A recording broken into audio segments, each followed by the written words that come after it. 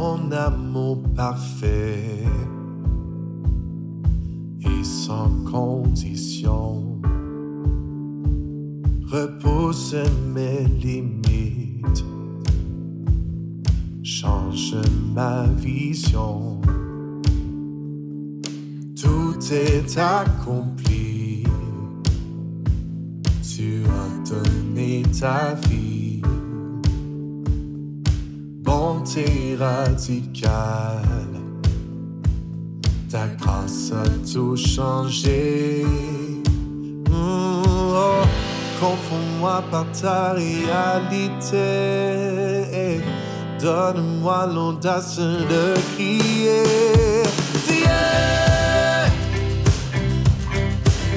Tu pardonnes et tu donnes ta grâce à tous ceux qui ont placé leur foi en toi. Jésus, tu ignores nos passés, guéris nos cœurs brisés, tu cherches les perdus et les ramènes à ton chemin, le chemin de la croix. Tout est accompli,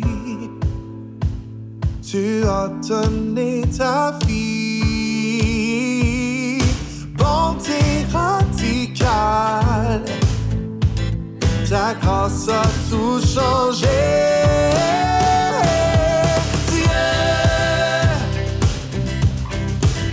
Tu pardonnes et tu donnes ta grâce à tous ceux qui ont placé leur foi en toi. Jésus, tu ignores nos pensées, guéris nos cœurs brisés, tu cherches les perdus et les ramènes à ton chemin, le chemin de la croix. Sonde-moi, ô Dieu, et connais mon cœur. Parle-moi, attaché à toi.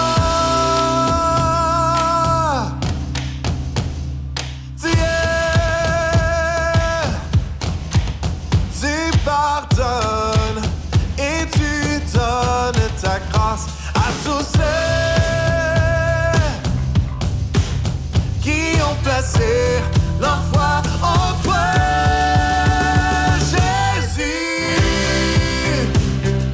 tu ignores nos passés, guéris nos cœurs brisés, tu cherches les perdus et les ramènes à ton chemin, le chemin de la croix. Homme de douleur, fils de Dieu, trahi par les siens, le fardeau de notre péché sur Jésus fut posé.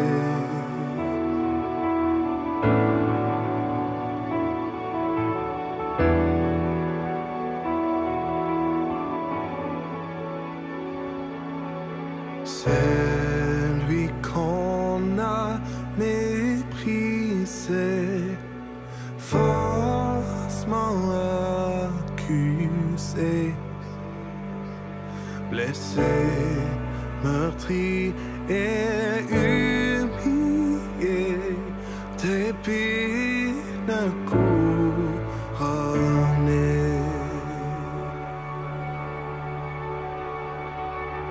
Oh, cette croix, ma rédemption, où ton sang coula pour moi, que mon âme s'écrie, Alléluia, gloire et honneur toi seul.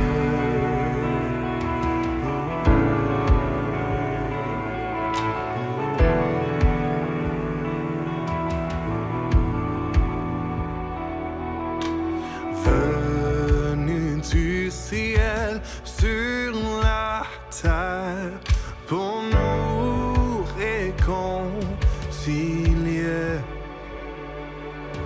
pour acheter et pardonner ceux qui l'ont crucifié. Oh, cette croix, ma rédemption, où ton sang coula pour moi, que mon âme s'écrie Alléluia, gloire et honneur à toi seul. Ma dette est payée, elle est effacée par le sang précieux que Christ a versé. Le péché est vaincu, son emprise n'est plus, et m'a libéré pour l'éternité. Ma dette est payée, elle est effacée par le sang précieux que Christ a versé. Le péché est vaincu, son emprise n'est plus, il m'a libéré pour l'éternité. Oh, cette croix, ma rédemption, où ton sang coula pour moi, que mon âme s'écrie Alléluia, gloire et honneur à toi seul.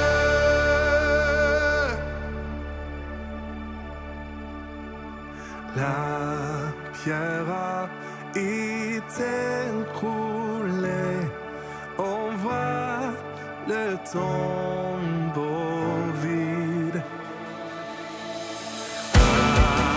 Alléluia, tu sois loué, il est ressuscité. Oh, cette croix, ma rédemption, où ton sang coula pour moi,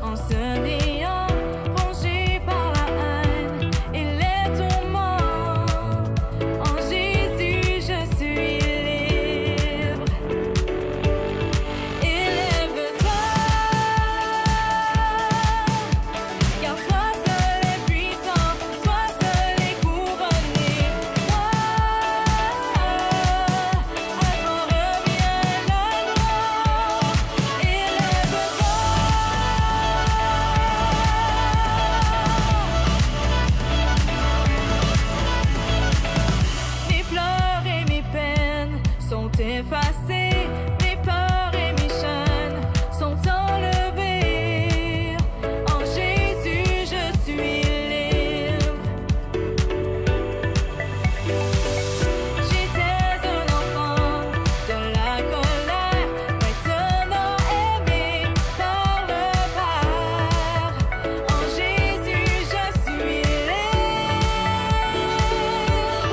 Élève-toi, car toi seul est puissant, toi seul est couronné. À toi revient la gloire. Élève-toi.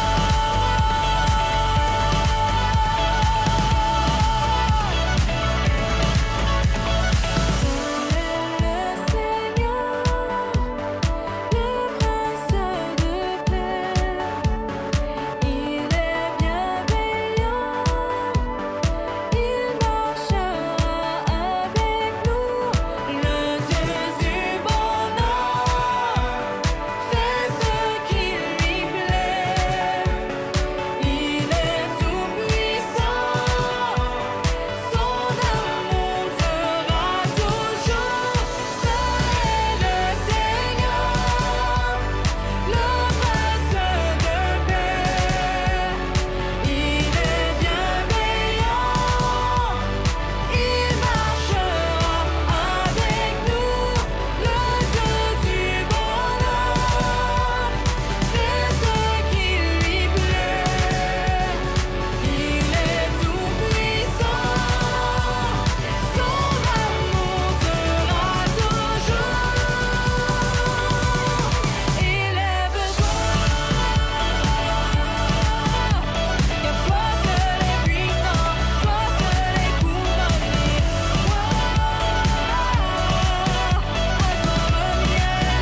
Élève-toi, car toi seul est puissant, toi seul est couronné. À toi revient la gloire. Élève-toi.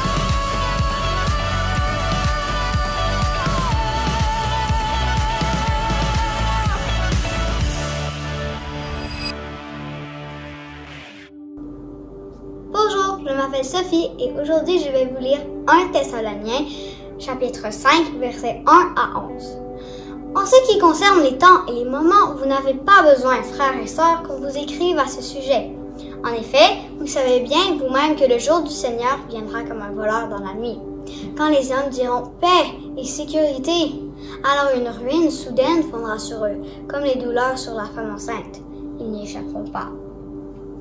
Mais vous, frères et sœurs, vous n'êtes pas dans les ténèbres pour que ce jour vous surprenne comme un voleur. Vous êtes tous des enfants de la lumière et des enfants du jour. Nous ne sommes pas de la nuit ni des ténèbres. Ne dormons donc pas comme les autres, mais veillons et soyons sobres. En effet, ceux qui dorment, dorment la nuit, et ceux qui s'enivrent la nuit. Mais nous qui sommes du jour, soyons sobres. Enfilons la cuirasse de la foi et de l'amour et ayons pour casque l'espérance du salut. En effet, Dieu ne nous a pas destinés à la colère, mais à la possession du salut par notre Seigneur Jésus-Christ, qui est mort pour nous afin que, soit que nous veillions, soit que nous dormions, nous vivons ensemble avec lui. C'est pourquoi encouragez-vous les uns les autres et édifiez-vous mutuellement, comme vous le faites déjà. Bonsoir à tout le monde. Bonsoir à tout le monde.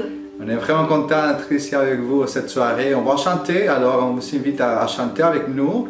On va déclarer qui est Dieu, qui nous a donné sa paix, sa miséricorde, son pouvoir, son Fils. Alors on va déclarer ça cette soirée. Amen. Amen.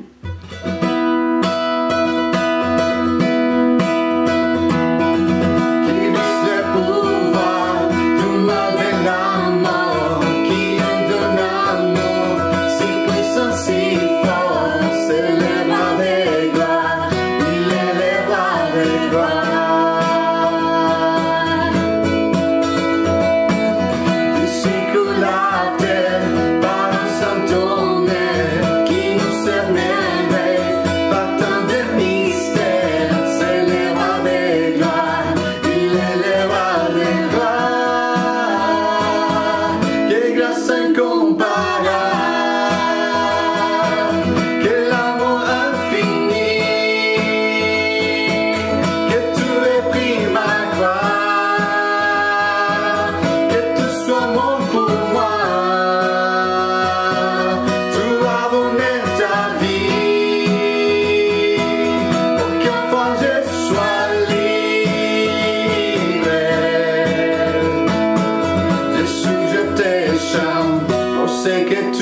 as fait. Qui ramène la paix dans la confusion, chacun son félin, un fils et un fils, c'est le roi des gloires, il est le roi des gloires.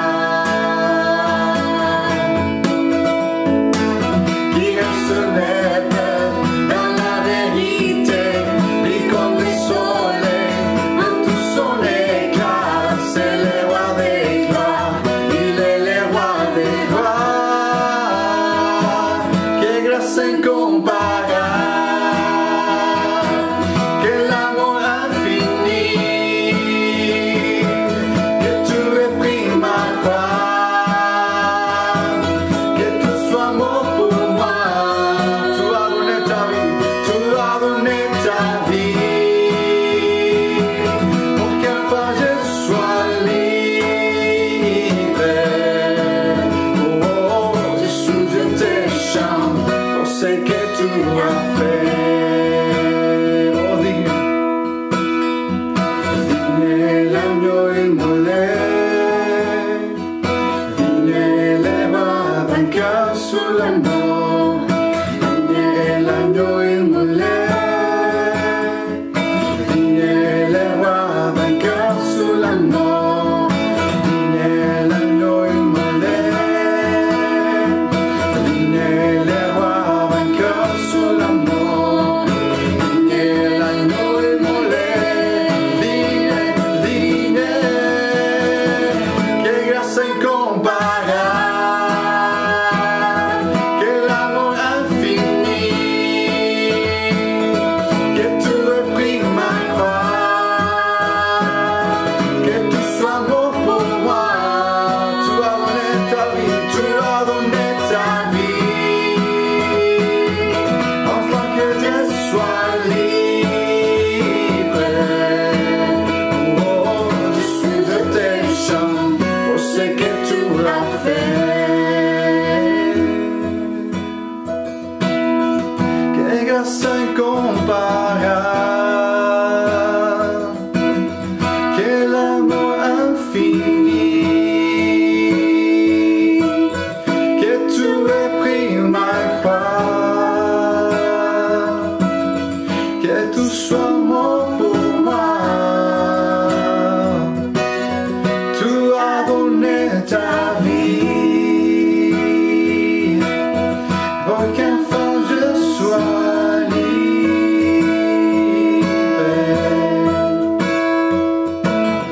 Jésus, je te chante pour ce que tu as fait. Merci Seigneur pour ce que tu as fait. Cette soirée, on le déclare Seigneur, on te remercie pour ton amour Seigneur.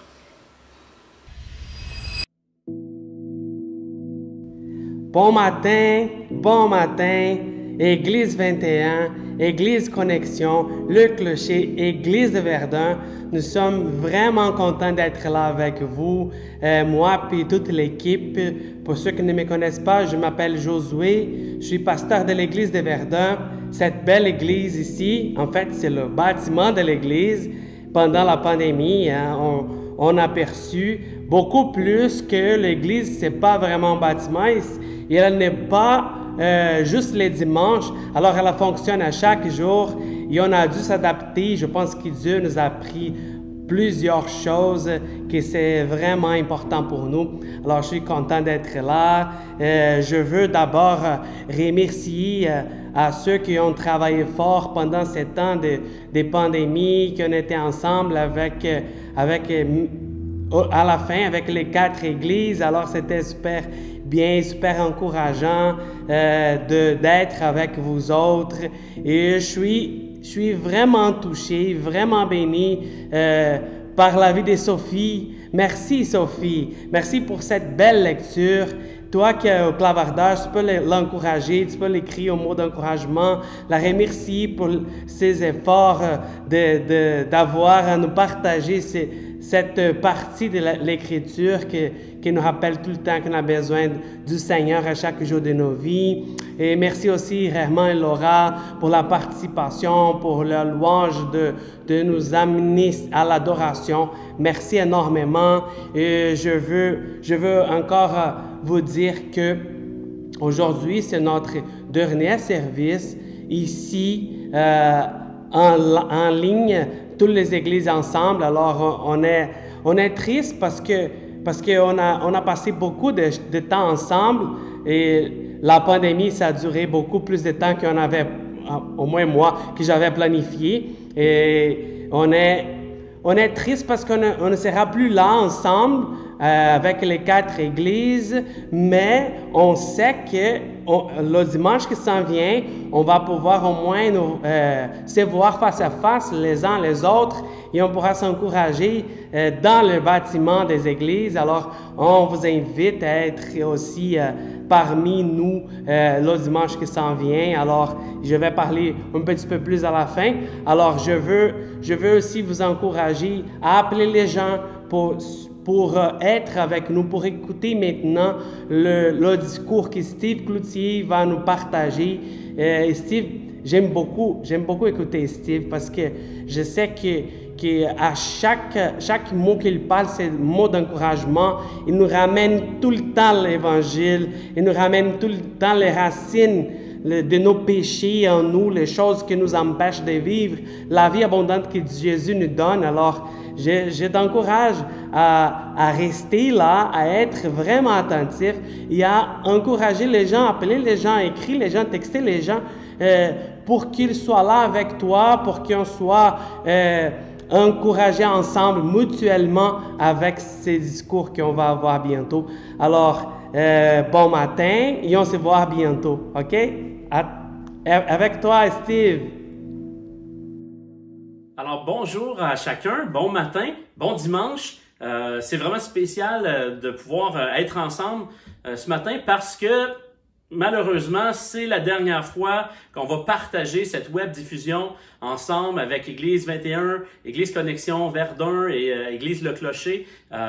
Puis c'est triste. Je pense qu'on a passé des bons moments ensemble, ça a été riche. Puis même ça me donne des idées peut-être pour le futur de continuer cette collaboration-là ensemble.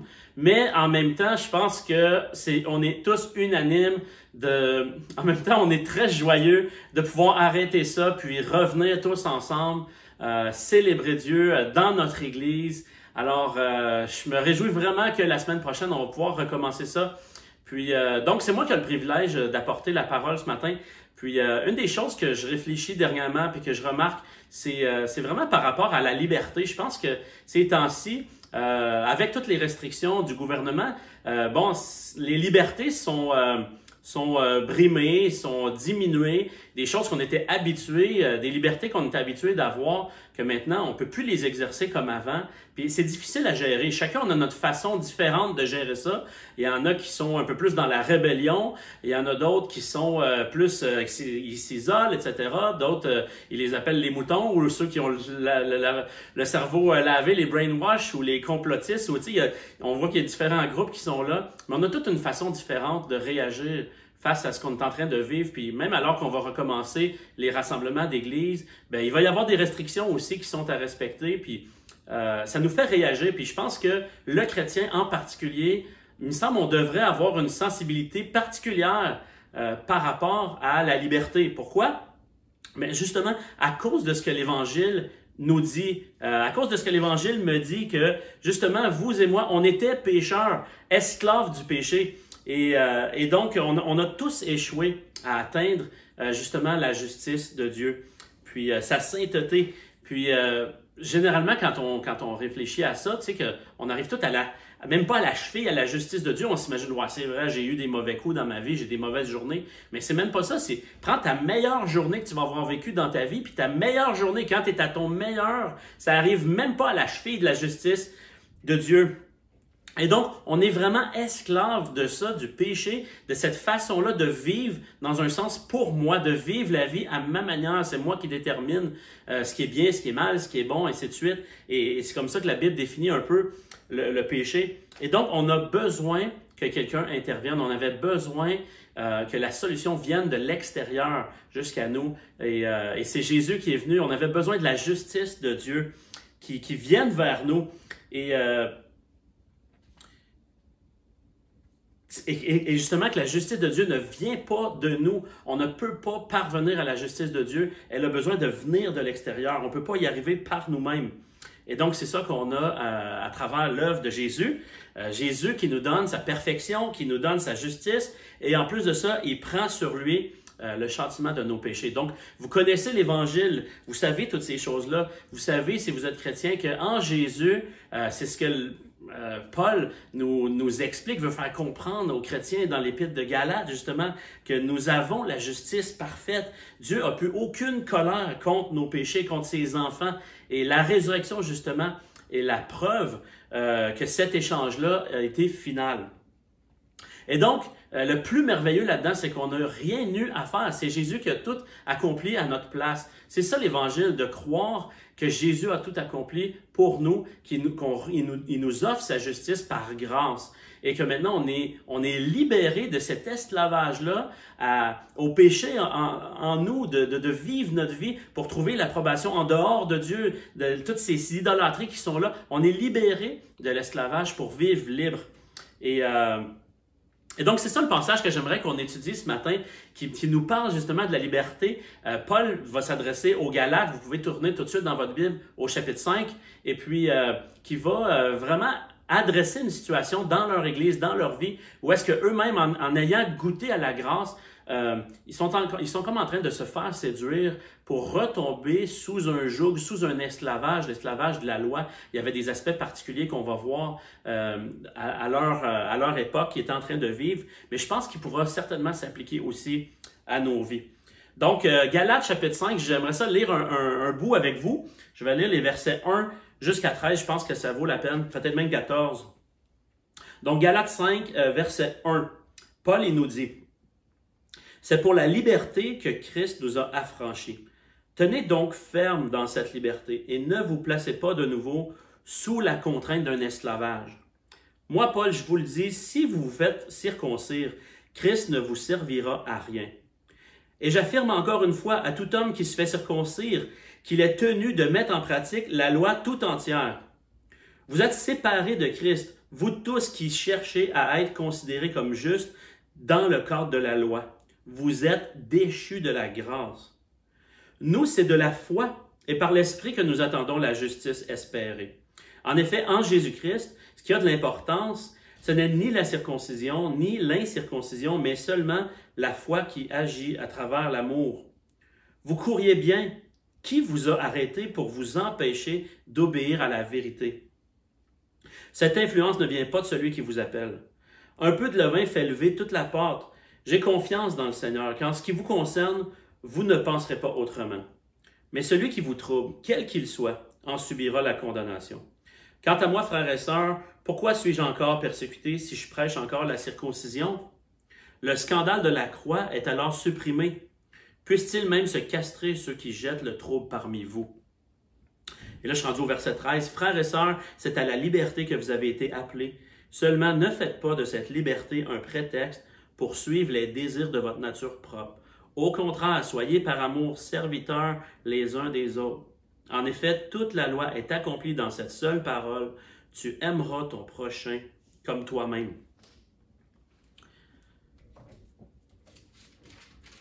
Donc, j'aimerais ça qu'on puisse étudier ce passage-là ce matin en réfléchissant justement à ce qu'eux vivaient puis comment on peut appliquer ça à nos vies aujourd'hui. Mais premièrement, peut-être le premier bloc, versets 1 à 7, on va voir comment Paul adresse justement cette question-là du régime de la loi versus le régime de la grâce. Puis ensuite, on va se concentrer plus sur le verset 13, 14 à la fin pour voir pourquoi est-ce qu'on a été libéré.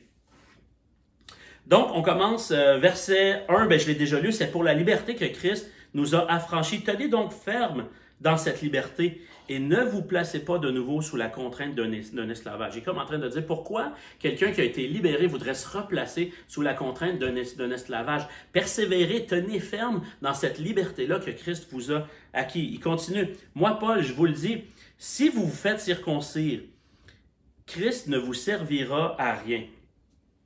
Et là, si tu es un peu nouveau au concept biblique, là, tu entends parler de la circoncision. C'est peut-être un peu bizarre. C'est quoi le rapport avec nous aujourd'hui? La circoncision, on sait que, exemple, les Juifs le pratiquent encore aujourd'hui, de couper le prépuce des garçons. Et donc, il parle ici de la circoncision. Puis, restez avec moi, OK? Vous allez comprendre le lien. La circoncision pour les Juifs, comme je viens de le dire, c'était vraiment un acte extérieur qui leur apportait dans un sens la faveur de Dieu. C'était demandé par Dieu dans l'Ancien Testament, qui était un peu un signe extérieur, un symbole d'appartenance au peuple de Dieu et qui symbolisait que tu te soumettais à Dieu, à sa loi et que tu joignais son peuple. Donc, selon leurs croyances. Et donc, s'ils obéissaient à la loi, ben ils devaient faire certaines choses extérieures. Et donc, quand Paul parle de circoncision, il parle vraiment du temps où la religion était beaucoup plus extérieure. Puis, ça touchait aussi l'intérieur, mais il y avait des signes vraiment très précis extérieurs. C'est comme, si je fais telle chose, Dieu va m'accepter. Et donc, il est en train de dire que, à ce point-ci, celui qui choisit cette voie-là, la voie de la religion extérieure, c'est un peu de prendre son salut entre ses mains. Ce que certains enseignaient dans cette église-là, c'est que pour devenir chrétien, non seulement tu devrais croire en Jésus, mais il fallait aussi que tu deviennes juif, donc que tu te fasses circoncire. Et donc, ces gens-là, ces prédicateurs-là, Paul, il dit, il serait mieux de se castrer eux-mêmes, ça serait mieux pour eux, Dieu va les condamner. Donc, il est en train vraiment de séduire l'Église, de les détourner de la voie de l'Évangile. Puis, Paul est en train de les reprendre sévèrement, puis d'encourager les chrétiens à ne pas tomber dans le panneau. Mais ces gens-là, dans le fond, ils étaient en train de prêcher un Évangile plus. On voit ça beaucoup aujourd'hui. C'est comme, Jésus est là, mais c'est toujours Jésus plus quelque chose. Puis c'était ça leur argument, tu sais. Dans leur cas, c'était comme croire en Jésus, la foi en Jésus, mais aussi, il faut que tu deviennes juif, que tu ajoutes la circoncision. Puis Paul, il va leur montrer, justement, il va mettre en lumière la réalité de ce qu'il est en train de prêcher, puis comment c'était vraiment pernicieux pour eux, puis dommageable pour leur foi. Donc, il continue au verset 3. Il dit, je l'affirme une fois encore, tout homme qui se fait circoncire est tenu d'accomplir toute la loi entière. Vous qui cherchez à vous faire déclarer juste par Dieu en accomplissant la loi, vous êtes séparés du Christ. Vous n'êtes plus sous le régime de la grâce. Quant à nous, notre espérance, c'est d'être déclarés justes devant Dieu au moyen de la foi. Telle est la ferme attente que l'Esprit fait naître en nous. Donc, Paul est en train de dire, si tu veux faire ça, si tu veux être sous la grâce, mais que tu préfères être sous la loi, à quelque part, tu as besoin de savoir qu'à ce moment-là, tu n'as plus aucun besoin de Jésus. Si tu te tournes vers la loi pour être sauvé, si tu te tournes vers ces actes-là religieux pour être sauvé, bien c'est comme tu n'as plus rien à voir avec Jésus. Les deux sont en opposition complète. Tu ne peux pas te sauver par ton propre comportement. Tu ne peux pas contribuer à une seule virgule à ton propre salut. C'est Jésus qui doit tout accomplir. C'est comme ça que la grâce fonctionne. Et donc, si tu essayes de contribuer d'une quelconque façon pour pouvoir appartenir au peuple de Dieu, il est en train de dire, dans le fond, c'est que tu sors du régime de la grâce et là, tu te places sous le régime de la loi. Et donc, tu n'as plus besoin réellement d'un sauveur parce que c'est toi qui l'accomplis. Et là, il est en train de dire que quiconque ferait ça, que la loi de Dieu, finalement, écraserait n'importe qui. Il n'y a pas personne réellement d'assez discipliné, d'assez fort pour être capable à tous les jours de suivre les commandements de Dieu, la loi de Dieu. Prenez juste le premier qui est une évidence. Tu aimeras le Seigneur ton Dieu de tout ton cœur, de toute ton âme, de toute ta force, et tu aimeras le prochain comme toi-même. C'est comme, déjà là, prendre n'importe qui sur la terre dans sa meilleure journée et déjà on a échoué au plus grand commandement. Et donc, c'est pour ça qu'il dit, vous êtes séparés du Christ, vous n'êtes plus sous le régime de la grâce. Donc, tu comprends pourquoi Paul était tellement troublé par ces chrétiens-là. Si tu comprends vraiment la grâce de Dieu, comment est-ce que tu voudrais te placer sous ce poids-là? De devoir accomplir toute la loi, c'est pesant, c'est lourd, puis de toute façon, tu sais que tu n'y arriveras jamais. Puis ça te sépare du plus grand cadeau que tu ne pourrais pas imaginer, qui est la grâce de Dieu. Comment le régime de la grâce fonctionne versus la loi? La grâce te donne de reconnaître tes manquements. La grâce, elle n'a pas besoin de minimiser tes échecs. La grâce n'a pas besoin de minimiser nos péchés, de faire comme si c'était pas si pire que ça et de relativiser tout ça et de se comparer avec les autres. La grâce nous permet de se regarder en face, de regarder l'état de notre cœur en face, tel qu'il est. Et la grâce admet aussi que tu vas continuer à pécher. La grâce admet et reconnaît tes luttes présentes, puis même celles qui sont passées, puis celles qui vont venir dans le futur. Et donc ça, c'est ce que la grâce admet, mais c'est pas tout. En même temps, non seulement elle te permet de les reconnaître, de reconnaître ton péché, reconnaître ton état, te voir en face sans que ça t'écrase complètement, mais non seulement ça, la grâce vient les couvrir, vient couvrir toute faute à cause de ce que Jésus a fait, ce qu'on a vu par rapport à la justice de Dieu. Donc, comment est-ce que tu voudrais sortir de cette liberté-là pour te placer sous le régime de la loi? La loi, elle, comment elle fonctionne? C'est que la loi sans Jésus offre jamais la liberté. Tu dois toujours continuer de manifester les comportements et les signes, et ainsi de suite. Et donc, tu ne pourras jamais parvenir au confort que la grâce offre. La loi est toujours inconfortable. Mais la grâce est confortable. Elle nous libère. Parce qu'elle nous dit, j'ai payé la dette, je te vois comme sans tache et parfait. Tu es aimé de Dieu, je fais de toi mon enfant, pas sur la base de ce que tu as pu accomplir de bien ou de mal, mais sur la base de celui qui est parfait et qui a tout accompli parfaitement pour toi. Et je te le donne par grâce. C'est un cadeau de Dieu, comme Romain nous dit. Et donc, c'est vraiment comme ça que la grâce fonctionne. Puis il y a une histoire que j'ai lue dans un livre à un moment donné qui parlait d'une petite fille, je ne me rappelle plus comment elle s'appelait, on va l'appeler Émilie. Puis Émilie était vraiment très, très, très perfectionniste. Puis elle avait commencé à s'inscrire dans un cours d'anglais avancé, très difficile. Puis elle était tellement perfectionniste qu'elle se mettait beaucoup de poids sur les épaules. Puis là, elle était vraiment découragée, anxieuse. Et là, à un moment donné, elle voulait abandonner son cours. Donc, Émilie est allée dire à son père qu'elle aimerait abandonner. Alors là, le père prend Émilie, puis il va rencontrer le professeur. Et là, il raconte au professeur justement la situation. Et là, le prof se tourne vers Émilie, puis il dit, « Émilie, si je te donnais un A aujourd'hui, au début de l'année, puis que je te dis qu'à la fin de l'année, je te donne déjà ton bulletin, puis tu as déjà un A, est-ce que tu serais prête à rester dans le programme, puis à faire l'année avec nous? » Et donc là, Émilie est tout contente. Elle dit, ben oui, j'accepte, j'aimerais ça, j'aime l'anglais. Alors, là, le prof va prendre le père à part, puis il va lui expliquer un peu pourquoi il a fait ça. Et là, il explique il dit, Émilie, elle a tellement peur de l'échec, elle a tellement peur de ne pas bien faire que ça la paralyse. Puis ça la neutralise, puis elle a tellement de pression que là, elle veut juste abandonner à cause elle a tellement à perdre. Elle a peur de ne pas réussir. Donc, en lui donnant le A, je lui ai enlevé le fardeau sur les épaules, et là, maintenant, elle a le goût de continuer. Et là, finalement, la jeune est libérée de la peur, de l'échec, puis là, elle peut se concentrer sur son apprentissage, elle fait son année, puis finalement, ben, elle aura excellé dans son année, puis à la fin, elle va avoir des notes, puis elle va réellement obtenir un A. Parce que là, elle était comme libérée de la peur, fait qu'elle pouvait juste suivre les cours puis vivre son année librement, sans aucune peur, puis elle a pu réellement grandir puis apprendre. Mais la grâce de Dieu, c'est ça. C'est le professeur qui vient dans ta vie puis qui vient nous offrir un A, qui vient nous donner la médaille d'or avant qu'on ait couru la course. Avant qu'on ait passé l'examen. Il nous dit, tu as déjà réussi, Jésus a déjà tout accompli. La loi ne peut jamais faire ça. La loi ne peut pas t'offrir un A avant que tu aies fait l'examen. C'est pas comme ça qu'elle fonctionne. La loi offre aucune puissance pour courir la course. La loi ne peut pas offrir un réel réconfort. La loi offre uniquement la pression, la condamnation, les fardeaux, puis elle pointe à nos manquements, nous accuse, révèle justement nos échecs et nos manquements. C'est pour ça que Paul est tellement troublé. Pourquoi vous voudriez choisir ça plutôt que la grâce? Pourquoi quiconque voudrait faire cet échange-là? Maintenant, on continue. On regarde qu'est-ce que Paul a à dire ensuite. Je suis rendu au verset 6. Il dit, en effet, en Jésus-Christ, ce qui a de l'importance, c'est ni la circoncision, ni l'incirconcision, mais seulement la foi qui agit à travers l'amour.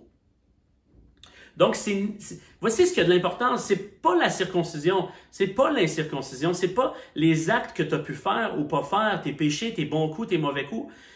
Appliqué à nous, c'est comme que tu sois vierge à ton mariage. OK, que tu as réussi là, à rester pur jusqu'à ton mariage, puis ton père, il t'avait donné la petite anneau quand tu avais 12 ans, puis on a tous les petits symboles, puis tout ça. Quand même que tu as réussi à rester vierge jusqu'à ton mariage, il dit, ça compte pour rien. Ou que l'autre a vécu une vie vraiment de promiscuité, de débauche, etc. Ça compte pour rien. C'est pas ça qui est important pour le salut. C'est pas comme ça que la grâce fonctionne. Que tu aies pris de la drogue ou tu n'aies pas pris de drogue, que tu aies un gros problème avec l'alcool ou que tu n'aies jamais bu une bière, ça compte pour rien. C'est pas ça l'importance.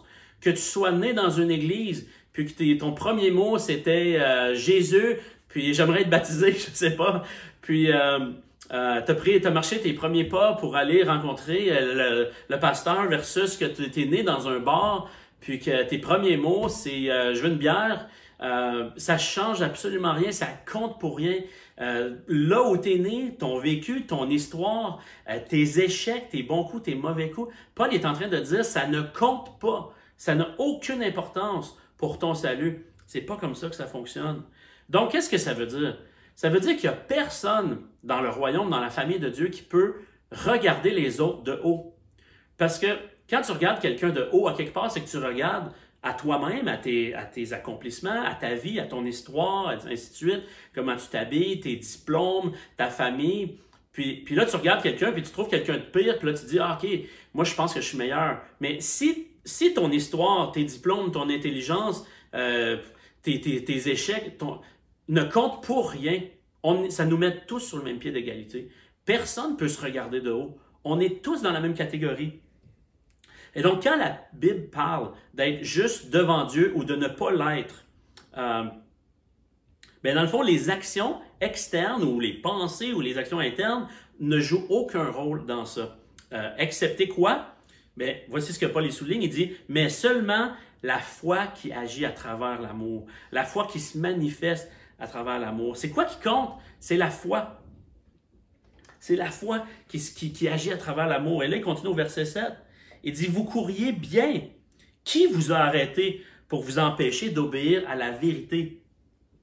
Et donc, il est en train de dire, la seule chose qui compte ici, ce n'est pas une action morale de faire le bien ou de ne pas faire le bien, mais c'est une foi qui se traduit à travers l'amour. Il dit, vous courriez bien, vous étiez obéissant, vous l'aviez, vous étiez en train d'obéir à la loi de Dieu parce que votre foi est en train de se manifester à travers l'amour. Donc, l'obéissance ici se produit. Il dit, vous l'aviez, vous courriez bien, vous étiez en train d'obéir. Mais c'est quoi l'obéissance ici qui plaît à Dieu? C'est l'obéissance qui se produit lorsqu'on croit à l'Évangile, à la vérité. On n'arrive pas à obéir réellement à Dieu si on est motivé par la peur de l'échec, la peur de déplaire, la peur de ne pas être à la hauteur, la peur d'être abandonné, ainsi de suite. Et donc là, il va continuer au verset 13. Et c'est là que je trouve ça super intéressant. Et là, il va expliquer finalement pourquoi vous avez été libérés. Il dit au verset 1, c'est pour la liberté que Christ vous a libéré et que Christ vous a affranchi. C'est pour la liberté. Allez pas vous placer sous un joug. Et là, voici ce que cette liberté-là devrait produire dans vos vies. Je vais lire versets 13 et 14. Frères et sœurs, c'est à la liberté que vous avez été appelés. Seulement, ne faites pas de cette liberté un prétexte pour suivre les désirs de votre nature propre. Au contraire, soyez par amour serviteurs les uns des autres, car la loi se trouve accomplie tout entière par l'obéissance à cette seule parole, aime ton prochain comme toi-même. Il y a un cours qui existe qui s'appelle Une vie centrée sur l'Évangile. Puis, j'aimerais ça vous lire un extrait de ce cours-là qui parle justement du mouvement de l'Évangile dans la vie du chrétien qui va se manifester. C'est la foi qui agit à travers l'amour, comme Paul dit, qui va se manifester. Il dit reconnaître le mouvement de propulsion de l'intérieur vers l'extérieur qui exerce la grâce de Dieu est crucial pour notre compréhension de la mission. Cela signifie que la mission n'est pas un devoir, quelque chose que nous devons faire, mais c'est le débordement de l'Évangile en nous. Si nous ne sommes pas motivés à aimer et à servir les autres, puis à leur annoncer l'Évangile, la solution ne sera pas « fais-le, un point, c'est tout ». Arrête de réfléchir, puis fais juste le faire. Mais la solution consiste à examiner notre cœur, nous repentir, puis à discerner le domaine dans lequel notre incrédulité court-circuite le mouvement externe, naturel découlant de l'Évangile. Et au fur et à mesure que l'Évangile renouvelle notre cœur, il renouvellera également notre désir d'avancer par la foi dans nos relations et de saisir les occasions que Dieu met sur notre chemin. Donc, ce qu'il est en train de dire ici, c'est que c'est alors que tu reviens à de quoi est-ce que tu as été libéré exactement. C'est pour la liberté que Christ vous a affranchi. C'est lorsque tu réalises que, OK, de quoi est-ce que Jésus m'a libéré? Et que tu reviens là, puis que tu réalises que, OK, c'était de mon péché, puis que tu vois dans une situation précise où tu as de la misère à obéir à Dieu, tu as de la misère à faire ce qu'il te demande. La mission, c'est de vivre pour les autres dans un sens large, d'utiliser ma vie, tout ce que Dieu me donne pour servir les autres, en commençant par la famille de Dieu, puis par débordement aussi envers tout homme. Puis lorsque je vois qu'il y a un domaine où j'arrive pas à obéir, à avancer, à porter du fruit, bien, il dit la solution, c'est pas juste de dire « Let's go, obéis, force-toi plus, remonte tes culottes, vas-y, prie plus, puis lis plus ta Bible, puis fais ton devoir de chrétien. » Il dit « C'est sûr que tu peux faire ça, c'est déjà mieux que de rien faire. Mais il dit si vraiment tu veux prendre plaisir à la loi de Dieu, comme les psaumes, David il disait, tu sais, dans le psaume 119, si tu veux vraiment prendre plaisir à qui est Dieu, puis à la vie chrétienne, puis avoir une puissance dans ta vie qui va marquer les autres, mais il dit la façon de faire, c'est de retourner premièrement à de quoi tu as été libéré, identifie ton péché, qu'est-ce que tu n'es pas en train de croire, qu'est-ce que tu as oublié? Est-ce que tu as oublié dans le fond que Dieu t'approuve, que tu as déjà reçu un A, puis tu n'as pas besoin de te soucier de ce que les autres vont penser de toi? T'as-tu oublié que Dieu, son opinion de toi, elle est bonne à cause de ce que Jésus a fait? Dieu a été rendu favorable à ton égard, puis il te regarde d'un bon œil. Tu es son enfant. T'as-tu oublié que tu es aimé, puis que tu n'as pas besoin de chercher l'amour dans des êtres humains ou de quoi que ce soit? As-tu oublié quelque chose de l'Évangile qui fait que là, dans une situation, tu n'arrives pas à obéir parce que là, c'est comme « Ah! » Puis là, Paul est en train de dire, quand tu fais ça, tu es en train de te remettre sous un joug, sous un esclavage. Donc, je ne sais pas si vous savez, c'est quoi le plus grand test qu'on pourrait faire pour savoir si tu es en train de vivre sous la grâce. Puis si la grâce est à l'œuvre dans ta vie. Mais peut-être une des choses, ce serait de dire comment est-ce que tu regardes les autres personnes qui sont autour de toi. Comment tu les regardes? Commence juste avec les personnes autour de toi, proches, peut-être dans l'Église. Spécialement ceux qui sont en train de vivre la marche chrétienne avec toi. Paul il dit, ne faites pas de votre liberté un prétexte pour suivre les désirs de votre chair, mais par amour. Il continue. C'est comme une des choses extraordinaires que l'Évangile fait en nous, c'est de nous rendre capables de célébrer les autres. C'est plus par rapport à moi. C'est pas parce que Jésus, tout ce qu'il a fait, il t'offre la grâce, et là tu réalises tout ce que tu as en Jésus, que maintenant, tu vas faire de l'Évangile puis de la grâce un prétexte d'être centré sur toi, puis de te servir toi-même. C'est le contraire. Si tu reconnais à quel point tu es aimé, puis si tu reconnais tout ce que tu as reçu en Jésus, qu'est-ce que ça va faire? C'est ensuite, ça va t'amener à te tourner vers l'extérieur. Parce que là, tu te dis, maintenant, c'est plus à propos de moi. Il y a quelqu'un qui s'est occupé de moi. Maintenant, je me tourne vers les autres. Et là, je peux commencer à voir les autres et à célébrer ce que Dieu est en train de faire dans leur vie, à célébrer leur réussite. Puis de voir d'autres avoir du succès, puis d'être comme « Yes! » Je me réjouis de ça parce qu'on n'est pas dans une course. Jésus a gagné la course. Ma médaille est en Jésus, elle n'est pas dans ma performance. Donc, je peux me réjouir de la performance d'un autre. Je peux célébrer ça. Je peux encourager les autres. T'imagines l'impact que ça aurait dans notre communauté si on était rempli de cette posture-là, de cet amour-là de Dieu envers nous, qu'on vit sous le régime de la grâce. Que là, tu te dis, OK, moi, c'est plus à propos de moi, là. Moi, c'est comblé, c'est réglé. J'ai la médaille dans le cou, mais je suis content de voir qu'un autre est en train de réussir dans sa vie. Et je pense que ça pourrait produire vraiment cette culture-là d'encouragement mutuel. Nous rendre capables aussi de partager la tristesse avec ceux qui vivent des temps difficiles, qui vivent même des échecs, parce que justement, la grâce, c'est ça que ça fait dans nos vies, c'est de voir que ça me permet de voir la réalité de mon propre cœur puis de reconnaître mes échecs. Donc, lorsque je vois un chrétien qui vit un échec, quel qu'il soit, qui lutte avec quoi que ce soit, mais au lieu de le regarder de haut puis juste de lancer des versets avec une dureté, ça me permet justement de dire, écoute, on est pareil, puis Et là, de lui rappeler la grâce, d'exercer la compassion, de pleurer avec celui qui pleure, d'écouter, ainsi de suite, et de partager cette tristesse-là, puis d'avancer ensemble. Pourquoi? Parce que justement, ma valeur personnelle, ma justice, l'amour de Dieu, son approbation, n'est pas lié à l'autre personne. Ma justice n'est pas liée à comment l'autre personne me perçoit. Mon approbation n'est pas liée à comment l'autre personne me traite, et ainsi de suite. Tout ça n'est plus lié aux autres, ni même à mon propre comportement. C'est 100% lié à ce que Jésus a fait pour moi. Et donc ça libère. Et c'est ça qui donne une puissance, je pense, dans la vie chrétienne. Et c'est là que Paul il dit, mais par amour, soyez les serviteurs les uns des autres. Que Dieu nous amène là, mes frères et sœurs, de partout à travers le Québec présentement, que Dieu nous amène là, chacun dans nos communautés de foi, qu'on puisse, à travers la grâce qui est à l'œuvre en nous, développer ça, par sa grâce, de vivre un amour réel les uns vers les autres, une foi qui agit à travers l'amour, qui se manifeste de toutes sortes de façons.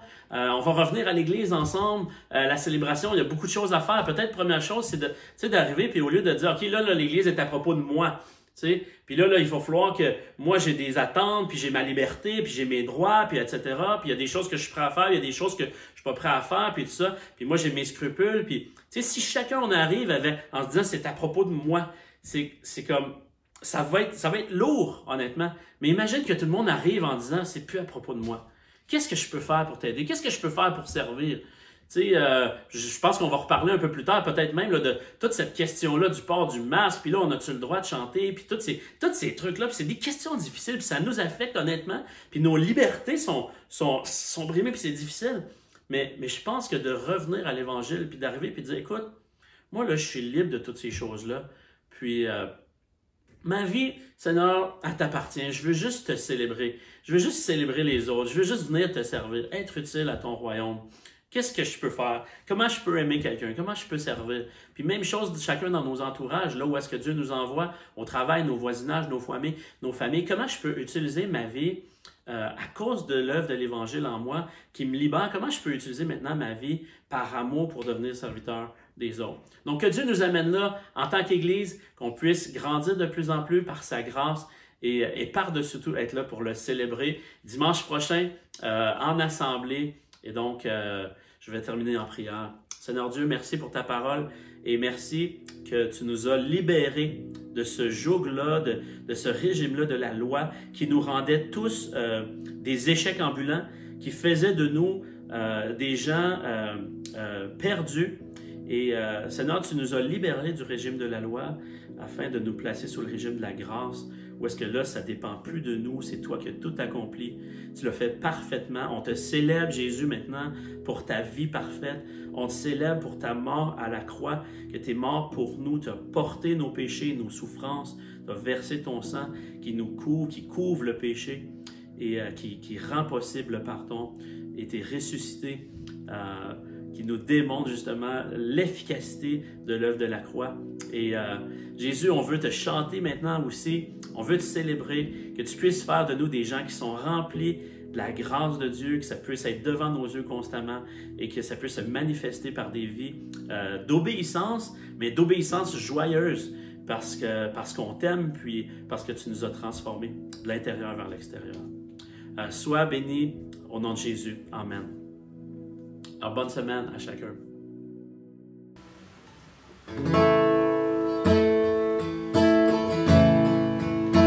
Dans la joie, car le soleil nous monte sur les monts où ta présence s'avance. Jésus, je te suivrai. Dans la peine comme on a la sombre, dans la vallée du deuil et de l'ombre.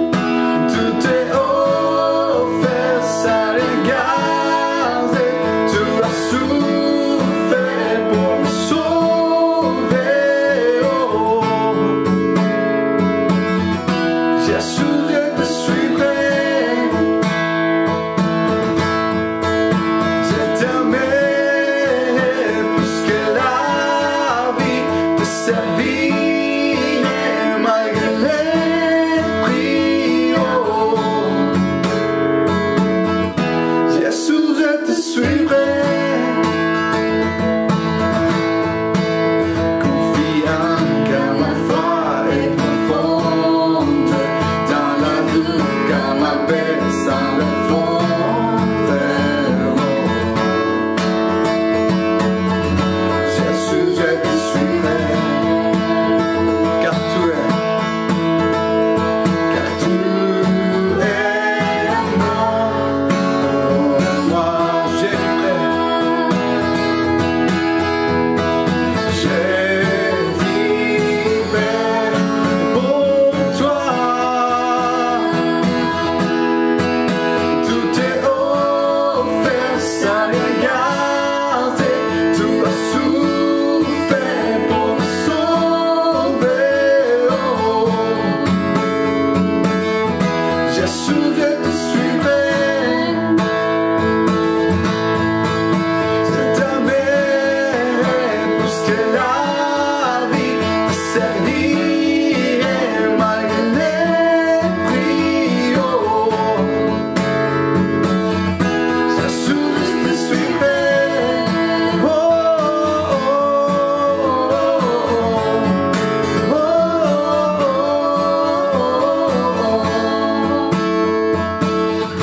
Jésus, je te suivrai.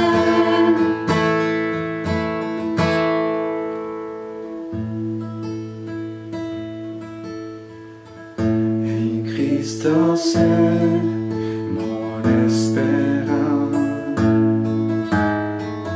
sa justice est mon assurance. Il est devant Dieu mon appui. Je ne veux pas d'autre que lui.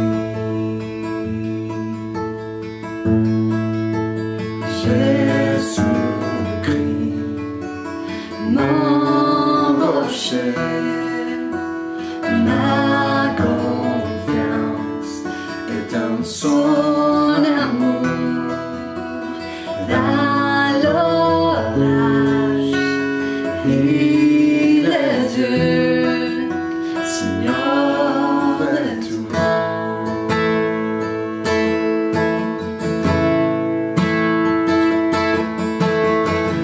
Lorsque sur moi s'abat l'orage, sa gloire anime mon courage.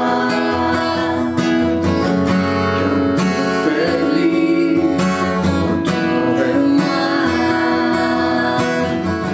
sa présence a soutenu ma foi. Sa présence a soutenu foi.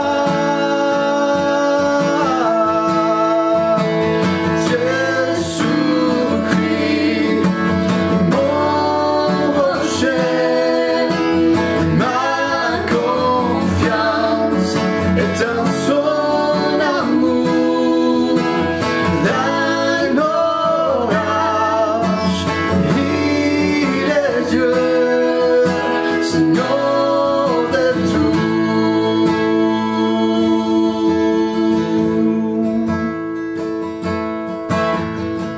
Quand il reviendra nous trouver, en lui pour toute éternité. Revêtu de sainte justice,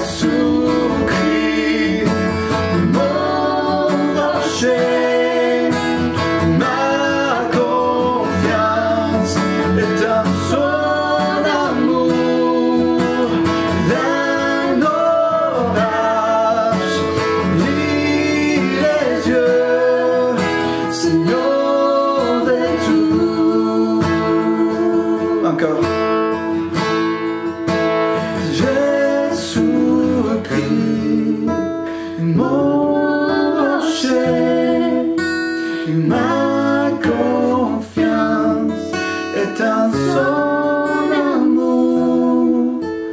Dans l'orage, il est Dieu, Seigneur de tout.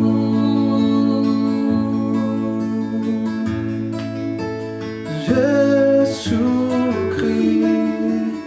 mon rocher, ma confiance est en son amour. Dans l'orage, il est Dieu, Seigneur de tout.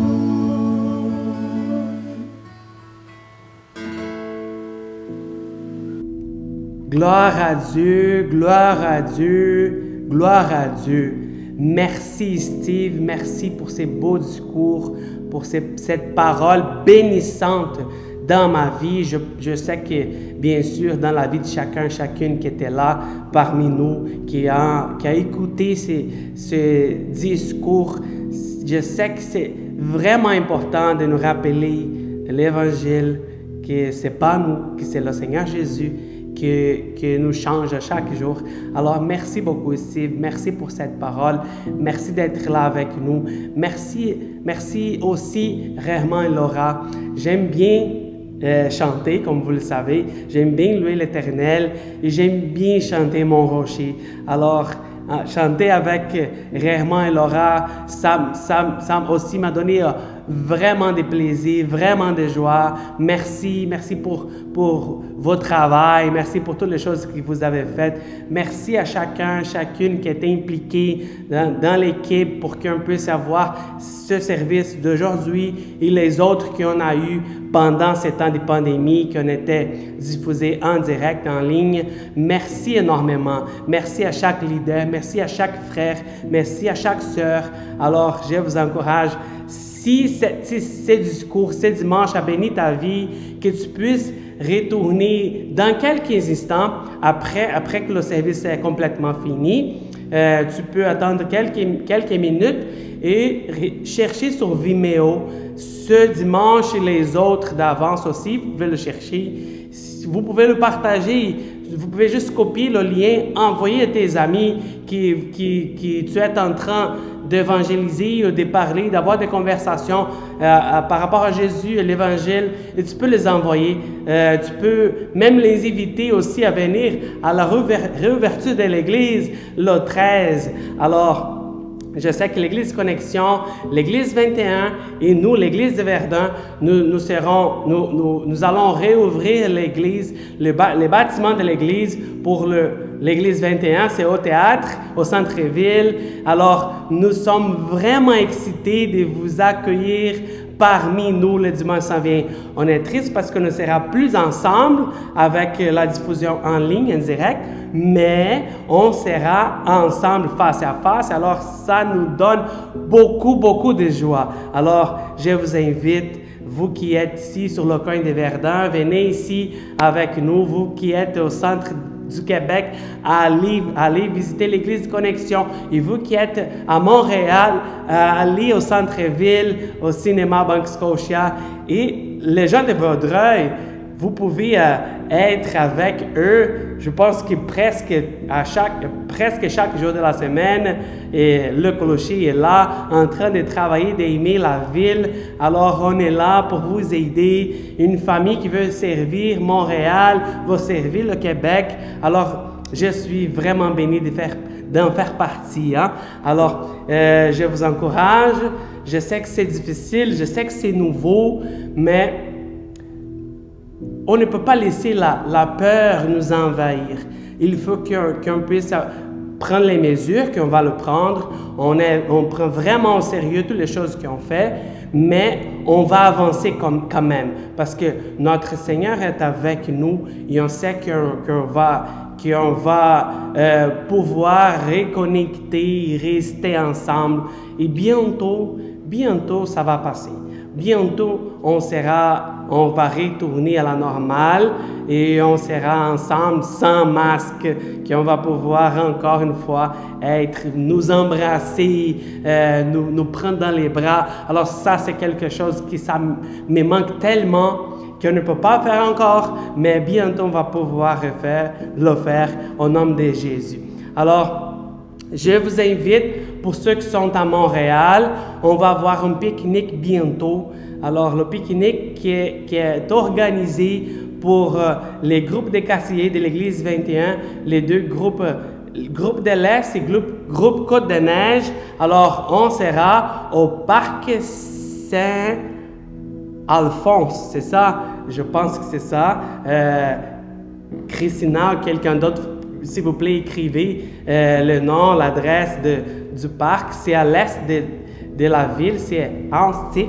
Je ne sais même pas prononcer vraiment le nom du quartier.